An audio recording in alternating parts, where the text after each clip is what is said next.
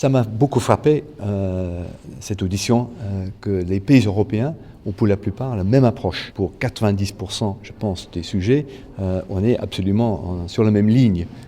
Comment combattre ce problème, cette fléau terroriste. La situation en Grande-Bretagne et la situation aux Pays-Bas et le Danemark, c'est presque la même situation. Le plus important, le plus urgent au niveau européen, c'est certainement le PNR, c'est-à-dire ce réseau de contact, d'échange de données sur les vols intra-européens.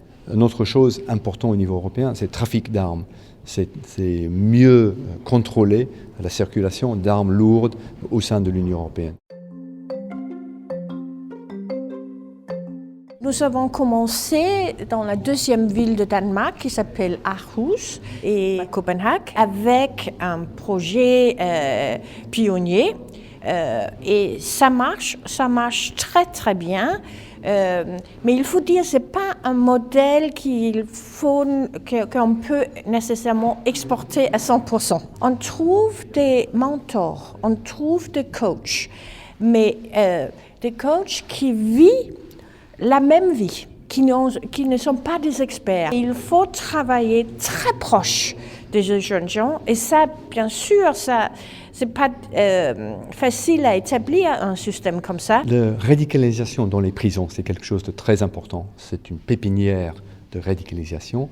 Alors, une des mesures utilisées contre ça, c'est d'avoir des aumôniers dans les prisons qui sont modérés, qui sont prêts à corriger les distorsions dans les histoires racontées par les radicales. Alors pour ça, on les paye, on travaille avec eux pour s'assurer qu'il y a des voix modérées dans les prisons. Est-ce que c'est vraiment nécessaire d'harmoniser d'une manière à l'ancienne l'Union européenne? Je ne suis pas sûre, parce qu'il y a beaucoup de contacts entre des pays bilatéraux ou même en Europe. C'est presque un travail parlementaire à l'ancienne. Et ce n'est pas pour dire que l'Europe n'est pas nécessaire, mais l'Europe n'est pas toujours la réponse non plus. Une chose que je retiens de cette audition, c'est les paroles de Madame l'ambassadeur du Danemark, qui plaidait d'une manière très émouvante et très efficace pour garder nos valeurs, garder notre façon de vivre.